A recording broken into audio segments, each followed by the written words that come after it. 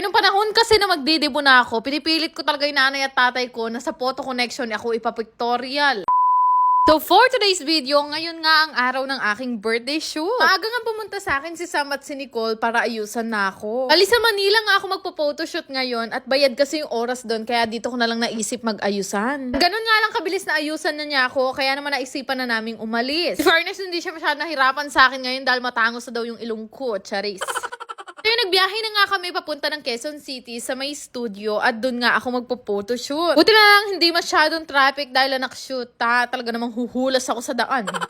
At nakarating na nga ang aming team dito sa studio namo. Siyempre, ang kinuha ko nga palang photo and video team, siyempre ang photo connection. Ay, Diyos ko, sa wakas naman makakapagpa-pictorial na ako sa kanila. Akala ko nga nandito na agad yung studio. Ay, Diyos ko, 4th floor pala. Shoot, talaga naman dito na ako pepekat. Ko makalunos na marugoy ni Nicole, pinaka-crop top niya pa mo today. Siyempre dahil umaandar na nga yung oras namin, nag-ayusan na lang kami ng mabilisan at direct na agad kami sa photoshoot. Ang una kong ang peg ay magmukhang Barbie-Barbihan. Shoot, nakakangalay pala magmaganda. Pero in fairness, sinasabi sa akin ni Bebo, ang gaganda daw ng mga shoot ko kay Charlon. At alam nyo ba, may kwento lang ako. Abay, nung panahon kasi na magdidebo na ako, pinipilit ko talaga yung nanay at tatay ko na sa photo connection ako ipapictorial. Pero dahil wala kaming pera nun, nak-shoot, nauwi kami sa Cherry Mobile. Niram lang rugo namin cellphone ng tito ko na pupuno pa kagad. Tayo na nga ba pinipictorial ako, nakita ko naman rugo si Bebo, Diyos ko, kapagal na yata. Totoo nga, ang chismis na sa likod ng magagandang picture at video, may mga bagang pasukuna. Ko, tawang-tawa nga ako that time dahil nung mga time na yan, nagre-reklamo na sila sa videographer na kuhanan na daw ako ng perfect dahil masakit na yung baga nila. Okay na nga kami dun sa unang outfit, pinagpalit na ulit nila ako. At ito nga yung damit na napili nila sa mga dinala ko. Yan, lagu-lagu na naman ako that time dahil super fierce sa mga pinagagawa nila sa akin. Pero sa totoo lang, gustong-gusto ko yung aura ko dito dahil para akong makapangyarihang anak. Actually, mahilig naman talaga ako magpa-photoshoot before, pero this time, tawang-tawa ako sa sarili ko kasi lagi ako naka-side view.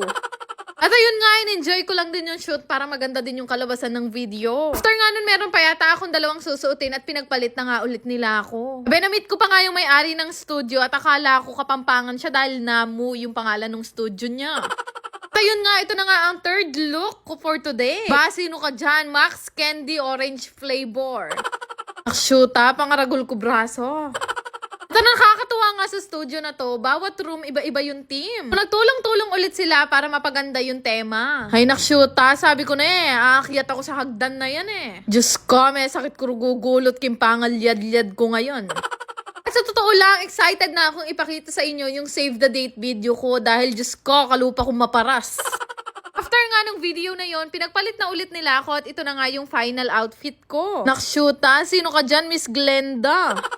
Ay para akong magpipictorial bilang CEO ng Brilliant. Diyos ko, tingnan nyo naman ang kasakit magmalago. Nakatiwarik na nga ako tapos manggatal ko pa ka ring flower sa Reni. Charis. Pero anyway, it's a wrap na nga dahil tapos na ang aking birthday shoot. Diyos ko, the best talaga ang photo connection pagdating sa ganito kaya hintayin nyo na lang yung final video ko. After nga ng ilang oras namin pagpo-photoshoot, syempre nagutom na kami kaya kumain na kami. Pagkatapos namin kumain, nakatulog ako sa biyahe kaya paggising ko nasa amin na ako. Diyos ko, kapagal. Nakshoot, 12 hours yata akong nakaliyad. Siyempre, ang una kong ang ginawa pagdating namin, nagtanggal agad ako ng makeup. Ay, Diyos ko, nakakaya. Yung bra ko nasa likod pala. Nakshoot, ang kasarap sa pakiramdam pag naalis mo na yung mga makeup na yan. Maya-maya niyan mukha na akong multo. Bago ang lahat, gusto ko lang muna magpasalamat sa Team Photo Connection kay Sam Navarro at kay Nicole. Ay, rugo, makakatakot ko rugulo pa.